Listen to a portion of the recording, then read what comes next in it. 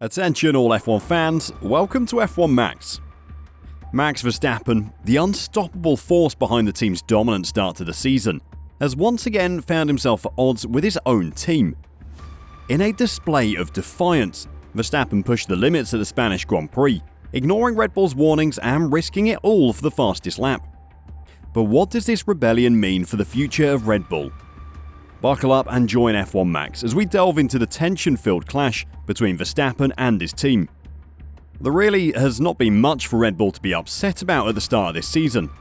If you would have told Christian Horner at the start of the season that Red Bull would dominantly win the first 7 races of the season, he would have ripped your hand off for that deal. Red Bull have had the perfect start to the season, with Max Verstappen looking unstoppable. Max cruised to another victory in Spain. There was a first corner scare with Carlos Sainz looking like he had a chance to pass the Dutchman early on, but Max held on to the position well and then controlled the race from the front. He never got close to being overtaken, able to simply drive faster than everyone else on the grid. It was the perfect win for Red Bull, free of controversy or damage to the car. Except there was one thing that annoyed the entire Red Bull team. Despite being at the front of the grid and under no threat from anyone, Max was still pushing the car as hard as he was allowed to. As Max has done in the past, he actually pushed the car slightly too far. In the past, Red Bull have gotten annoyed when Max has not been managing his tyres enough. But this time, the team had to consistently warn Max that he was getting close to receiving a penalty for track limits. Towards the end of the race, Verstappen was shown the black and white flag for exceeding track limits. This was waved at Max because he went over the white lines of the track multiple times.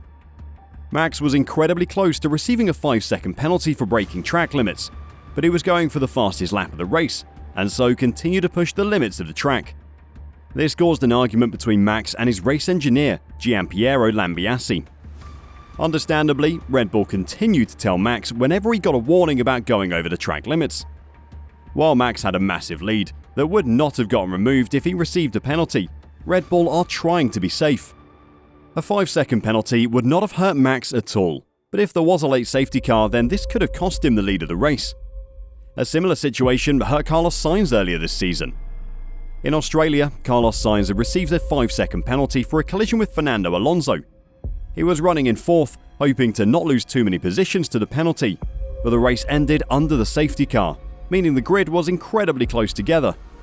So the 5-second penalty dropped the Spaniard from 4th to 12th, outside of the points. Red Bull were afraid that something similar could happen to Max if he received a penalty for track limits. Christian Horner spoke about the reigning champion ignoring the team after the race. Horner was interviewed by Sky Sports after the race and explained, "He and his engineer have a relationship like an old married couple. You could hear them talking over the radio, almost like arguing over which channel shall we watch."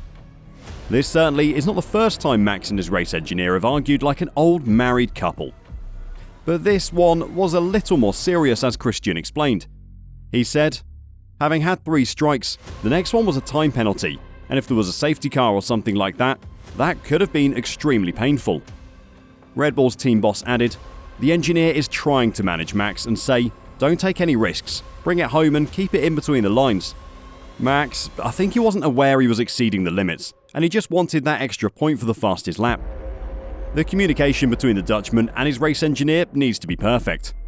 As Horner explained, a safety car or an incident towards the end of the race could have cost Max the lead of the race if he had received that 5-second penalty. While Horner joked about the incident in the interview, he did reiterate that Max is going to get a bit of a telling off for the incident. Red Bull's team boss added, "He's in the car and he knows. Of course we'll talk about it. In a situation where there was more to lose than that, we talk about it very firmly. All we can do is pass on the information, and what he chooses to do with that information, he's in control of that." This time around, it did not have any effect on the race result. Max was able to cruise home, finishing the race with a whopping lead of 24 seconds over Lewis Hamilton in 2nd place. He was able to collect the points for the fastest lap, so I guess it means no harm for Verstappen getting close to breaking the rules. But Christian Horner's message is really important. It is way too early in the season for Red Bull to start letting complacency creep into their team at the moment. Sure, pushing the track limits had no effect on Max come the end of the race. Red Bull, however, know that every point counts. They'll remember the 2021 season, where Max and Lewis went into the final race of the season tied on points. While Red Bull have this incredible pace advantage, they need to take every point they possibly can and not take too many risks. It is extremely likely that teams like Aston Martin and Mercedes will catch up to Red Bull as they begin to copy some of the team's designs. We've just watched Mercedes take a big step forward in pace, and they could be on the heels of Red Bull in a few races' time. So Christian Horner's team need to take every point possible. I don't believe that Verstappen is getting too complacent. He was pushing to get an extra point for the fastest lap. But Red Bull need to not take too many risks while they are the fastest team on the grid. What might concern Red Bull is that this is not the first time that Max has ignored team orders. In fact, it is the second time this season already that the reigning world champion has ignored team orders. In Bahrain, Max was consistently told to slow his pace so he could better manage his tyres. Verstappen refused to slow down to target times that Red Bull was setting, believing he could manage his tyres at a faster pace than the team recommended. While ignoring the team orders did not hurt Max or the team either time, Red Bull will be looking to avoid another Brazil 2022 situation. Max ignored team orders to the immense frustration of his teammate Sergio Perez. Red Bull will want Max to be a bit more of a team player moving forwards. Mercedes fans were hopeful that the upgrades they bought in Spain could help them close the gap to Red Bull. So Mercedes fans would have been so sad to hear the comments Verstappen made after the race. The Dutch driver actually admitted that the car had even more pace to give. That's right, that wasn't even the fastest the Red Bulls could go. When asked about whether the car had more pace, he replied, "I guess so. If you had to try and catch up, let's say probably yes, but it's not necessary. It's all about managing your tyres, trying to reach the stint length." That is scary to think. Mercedes were very pleased that by the end of the race, the gap to Verstappen was just 24 seconds. But it could have been even more if Max had used the full potential of the car. I'm sure Toto Wolff would be thrilled to hear that. Max did go on to further explain the advantage of the RB19. Verstappen went on to say, "I think it was important to try to keep the lead in turn 1. I know it's quite tight, but actually we had a very good start. And then from there onwards, I just tried to manage the pace on the medium. I knew everyone behind me mainly was on a soft, and I think especially in those last 8 laps of that stint, I could create a really big gap." Max was blisteringly fast on those medium tyres, but teams will be pleased to hear that he struggled slightly more on the hard tyres. Verstappen added, "I actually expected the hard to be a little better." He went on to explain the struggles a little bit further. Verstappen also said, "But somehow they just didn't have a lot of grip and I was actually sliding around quite a bit. The pace was still okay, but I couldn't really create much more of a gap, not how I would have liked.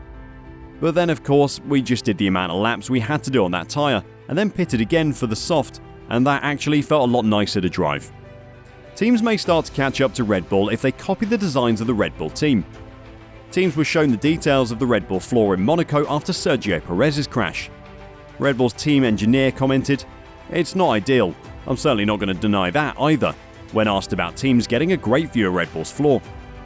This will certainly help teams catch up to Red Bull moving forwards, and so we could be seeing a lot of flaws similar to the RB19 in the future. You know what they say, if you can't beat them, join them. Do you think that Red Bull could have a problem with Max Verstappen ignoring the team, or are they going to cruise to the easiest world championship in F1 history? Why not put your thoughts in the comments down below? While you're down there, why not hit the like button and subscribe? Thank you for watching, and we'll see you next time.